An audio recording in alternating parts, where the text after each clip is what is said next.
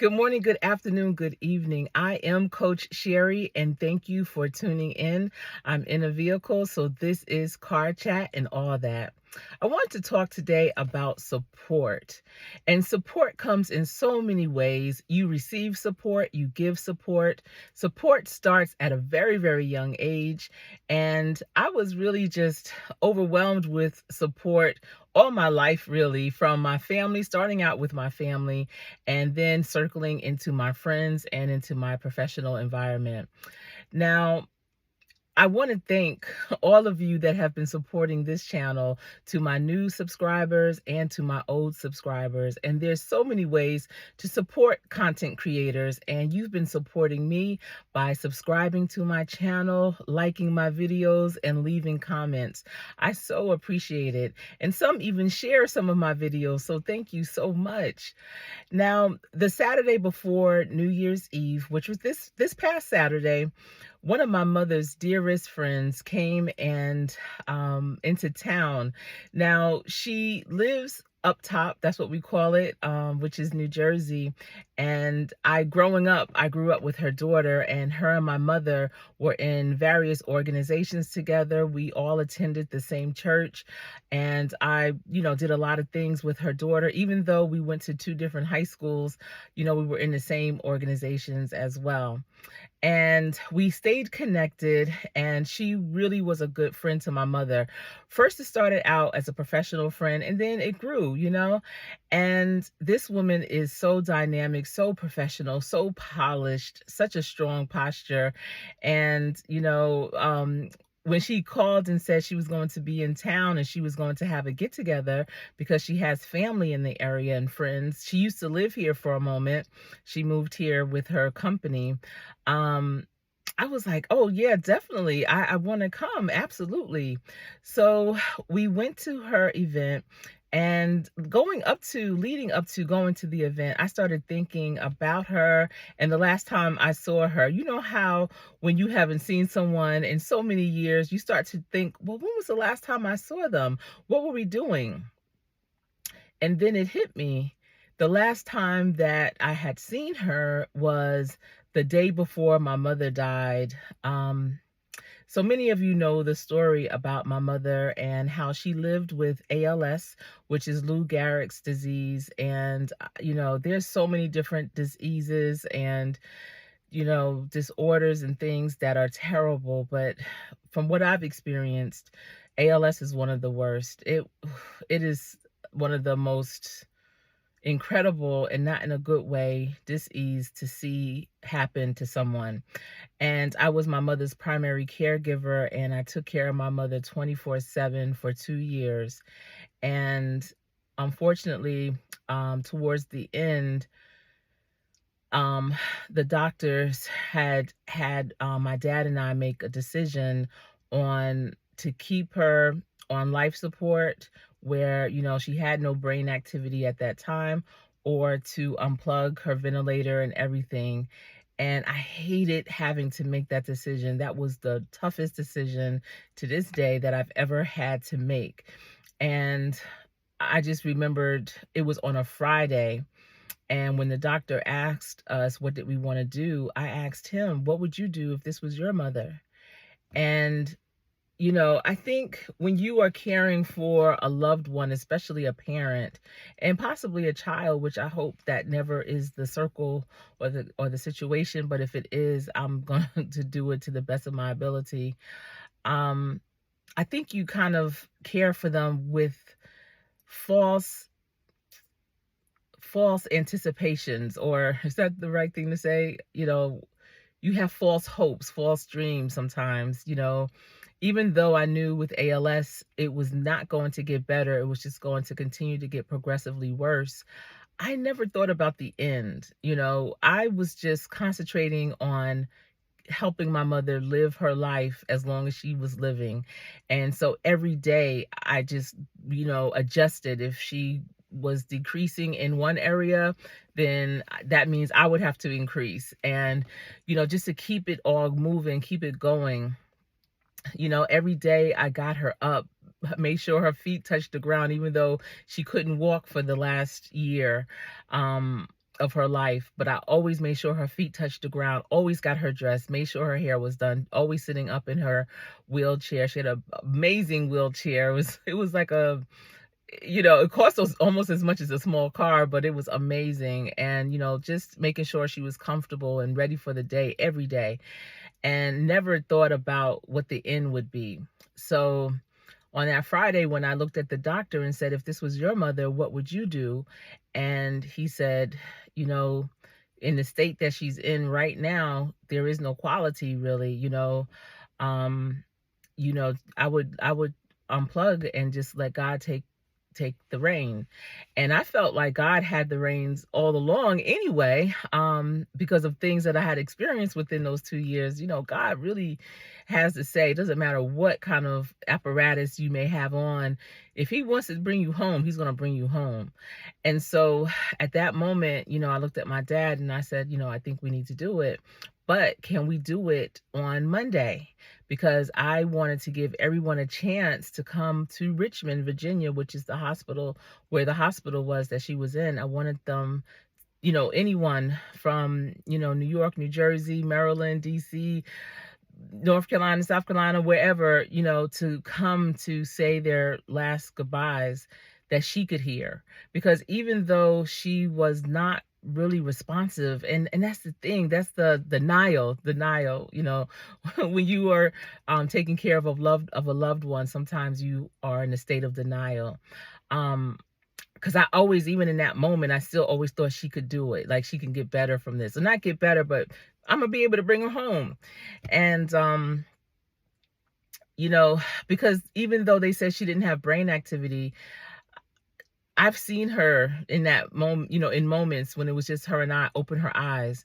I've seen her like look up and just looking up at the ceiling. It was as if she was seeing angels or something, Sometimes if a man would walk in, she would kind of stir, trying to recognize the voice. And so I know that she was aware of certain things.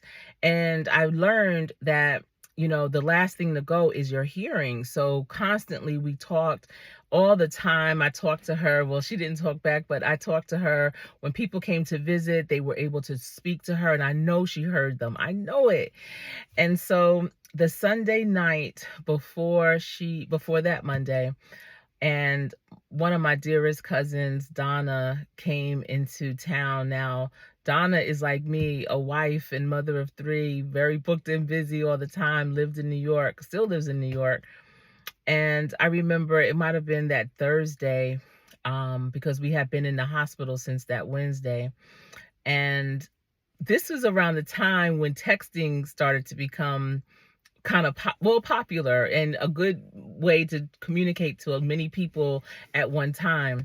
And so I was always updating everyone on my mother's status all throughout my care for her, updating my family, my brothers, my aunts, my cousins, friends, letting them know, what, if we were going to the hospital, what was happening. I thought it was very important to update people. So I updated everyone on that Wednesday, because she was took a helicopter to the hospital, and, just letting them know what was happening. And Donna, bless her heart, she was like, I'm coming. Where's the nearest train station? I'm taking the train. How far are you from the train station? And I was like, what? She's like, I don't care what you say, I'm coming. And she came. And luckily the train station was not too far, but I had another cousin to drive me there, and it was a beautiful wedding going on at the train station in Richmond. Richmond's train station is gorgeous. And my cousin came with just like an overnight bag and herself, like, I'm here. And my children were young. I had one in middle school, one in like almost middle school, one in elementary school. She had 3, one in elementary, middle, and high school as well. And so, when you're a mother of 3 young people, it's hard to get away like that, just being spontaneous. But she did not care. She stopped everything. Her husband was so supportive. That's why I'm trying to tell you, I ride hard for them. And she came. And when I was there with my mother, I mean, I was there with my mother. I never left. I slept in the ICU with her. I did not go to a hotel. I did not have a cot. I slept in the chair. And I did that before for 6 weeks, slept in the chair right next to her. I don't care because her voice had gone so long ago, I needed to make sure that I could communicate on her behalf. And I didn't want people to treat her any kind of way. So I made sure I was there with her the whole time. And when my cousin came that Thursday, she was there in the room with me too. We just pulled in another recliner and she was there ride or die with me. Oh my goodness. And I can't even tell you how comforting that was because, up until that point, I had always been in the hospital by myself. Now, my dad and my husband would come every day, but, all through the night and everything, I was always just my mother and I always called it a sleepover. And so, Donna, with her being there, it just made the time so much easier to handle. And so that Sunday, the night before my mother passed, this woman that was a dear friend of my mother's, and I'm just going to say her first name because it's so beautiful. Her first name is Zenobia. Her and her daughter had just had a baby 3 months prior. They and her daughter's husband drove to Virginia. Her husband stayed back at the hotel with the new baby. And it was about 8 o'clock at night. It was at night. And they came to the hospital. And I didn't even know they were coming. And when I tell you, it touched me so much because my mother was such a dynamic woman. She was a virtuous woman. She was a queen. My husband even called her Queen Moms all the time. He always felt like she was like royalty. She was such a great woman to so many people. And, people recognized her and who she was, and even to the end, coming to the hospital like they did just touched me so much. And I just remember, them going to her bedside, excuse me, and, just talking and just smiling down upon her. And we just reminisced, memories of the yesteryears of things that we did in Zenos and BPW. If any of you know, Black Professional Women's Association, and Zenos was like a high school sorority.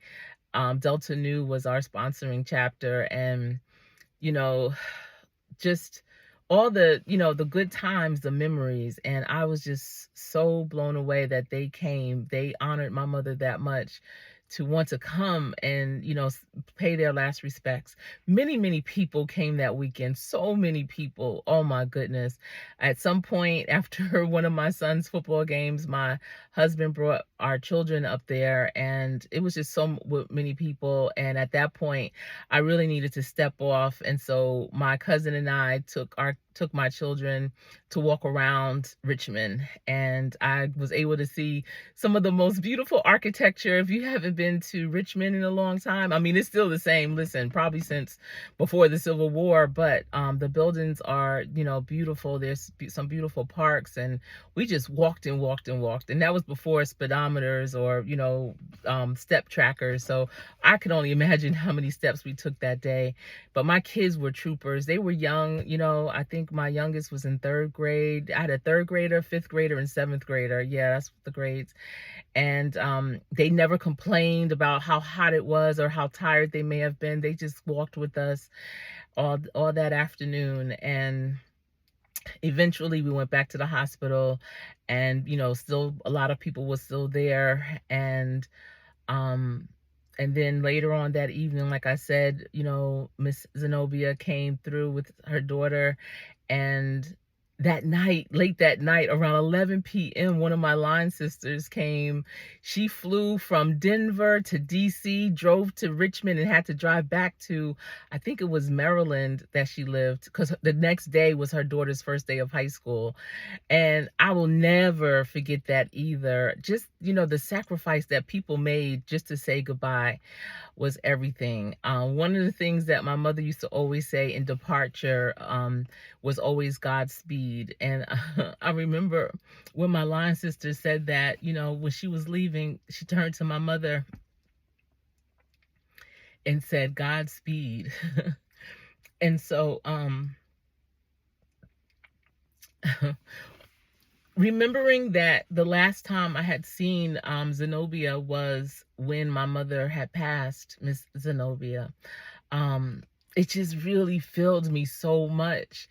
And I always shared that story with my children. And it just so happens that my middle daughter, my center daughter, was the flower girl in Miss Zenobia's daughter's wedding. And Saturday we realized it was 18 years ago. Like, wow, you were a flower girl 18 years ago. And the ring bearer was there too, and so they took pictures. But let me tell you, when I saw Miss Zenobia and she gathered me to hug me. Now I'm 5'7", 5'8", and she's like 5'2". But she gave me the biggest hug. Oh my goodness. And I was just so overwhelmed with just emotions, feelings, and was just, so grateful and thankful for her. And, hugging her was like hugging my mother. And I thanked her so much because I wasn't sure how much I thanked her when they did come. And thanked her so much for being there and supporting my mother, and how much that meant to me. And I know how much that meant to my mother, the respect that she has, and had for my mother. So we really enjoyed the time with her and her friends and family. And I knew many of them. So we all had a great, great time. But I just want to let you know how important support is. Supporting your loved ones, supporting people that you barely know, just, by showing support, showing that love to them. When you have compassion is not just for those in your inner circle, it's for all good people that you know. Remember them. If you haven't spoken to someone in a while, pick up the phone and call them and see how they're doing. Keep an open mind. When you're raising your children, let them explore, support them in the things that they want to do, because I'm trying to tell you, when they grow up, they will be something special. Take away all those boundaries and barriers that you have. There's going to be enough of those given by society. So for those that have children, that have young people in your life, take away those boundaries and those barriers when they are with you, and support them in all that they do. When you know that someone is in need, go to them, help them. It's interesting because I have a dear friend that her mother had actually passed away, and it was unexpected. She had just spoken to her mother that day. Everything was good. Her parents went shopping. When they came home from shopping, her mother went to lay down and had, became ill. And the husband called the paramedics, but on the way to the hospital, her mother passed away from a heart attack. And her and her sister got the call, as soon as it was happening, but they lived, almost 2 hours away, 2 hours, about 2.5 hours away. And on their way to the state that her parents were living in, her mother had passed away, sadly. And, I think about older parents, and I'm thinking about that even more now. I remember when my mother first got diagnosed with ALS. And even before that, just me back and forth 4 hours to take her to all her doctor's appointments. We were trying to figure out what's going on.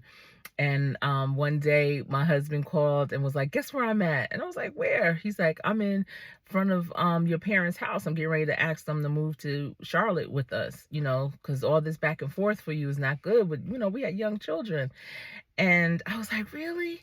But at that time, my parents couldn't see the severity of it. They didn't understand what the future would bring. So they were like, we're good. We don't have to move with y'all. What's going on? We're fine. And it turned out that they really did. They needed our support 24/7. And it got to the place where, it wasn't good. They couldn't move to us. We had to go to their state, to their area. And that was a lot. My family had to basically stop our lives and stop our worlds and, just jump off and do what we had to do to help my mother live. And so My friend that lost her mother, her dad, he still lives where he and his wife lived, but he's back and forth. He's, here, and she has a sister here as well.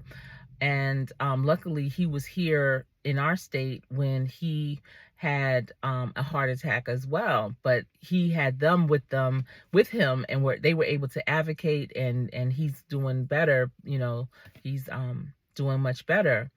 And she wrote a very touching post about that. And she was saying, listen, if you are over the age of 60 plus and you are in a way where, you may be having some health challenges, or not, just if you're an elderly, and not saying that 60 plus is elderly, because listen, I'm only 6 years from that myself.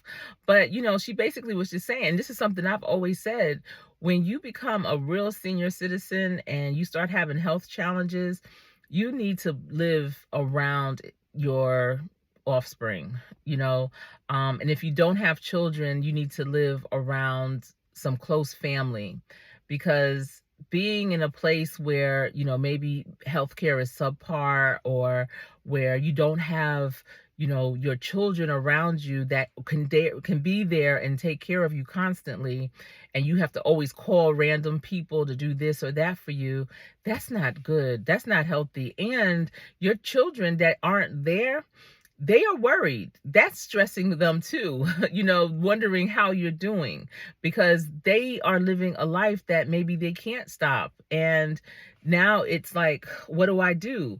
So, when you can, you really should try to relocate. And that's just on everything. um Times are different now. Back in the day, many people did not leave where they grew up, so right in their community was their aunts, uncles, cousins, mother, father, grandparents, siblings. Everybody were right there. We had the migration like in the 50s. Well, we had the migration, of course, after the Civil War, and then around the 50s there was another migration where people in the South were moving to the West Coast, to California, to parts of Texas, to Chicago, to Maryland, New York, New Jersey, Philadelphia, just all different places. And when they got there in the 50s, they stayed there. They stayed there through the 60s, the 70s, the 80s, the 90s. But when the 2000s hit, and it's almost like the car was invented or something, and people became more mobile, people started moving around. I haven't lived near my family since 1995, once I got married. And so that's what happens. And then when you move and, you settle down in a new state, a new area, and then maybe the cost of living where everyone migrated to in the 50s is so high, and they want to have that simpler life, maybe have that Southern hospitality again, and a lower cost of living, they start to move too, or maybe not. And in many cases, it's maybe, maybe not, and maybe not in the same area or same state that you're in. So everyone starts to spread out and spread all over the place. And so it's not that easy access. It's not that I'm just going to walk over to my aunt's house. I lived in walking distance to one of my aunts, one of my great aunts. My grandfather lived in a town right next to us, so I was right there with family all the time. My other cousins, they lived across the George Washington Bridge, which was like 10 miles away. And then, we have to go into Queens or Long Island to go see them. But it was less than a day's drive away. But now, people live so far away, and it's not like it was. So we have to do better. We have to think different and be more supportive. And the support comes from the recipient as well as the giver. So if you are the recipient of support, then you also need to make sure that you're making it accommodating for the people that are giving you that support. If you need to move closer to that support, then so be it. But support is there. You just can't expect it to be like it used to be, because sometimes that support is a lot further away. So I just wanted to come on here and talk about support. I apologize for the tears. It was, just great memories. Sometimes good memories will make a tear or two drop down from my eyes. I don't know if that's your situation too, but I appreciate you. If you watch this video to the end, please put a red heart in the comment box. And thank you for tuning in. And I'll speak to you again really soon. Have a great, great day. Take care.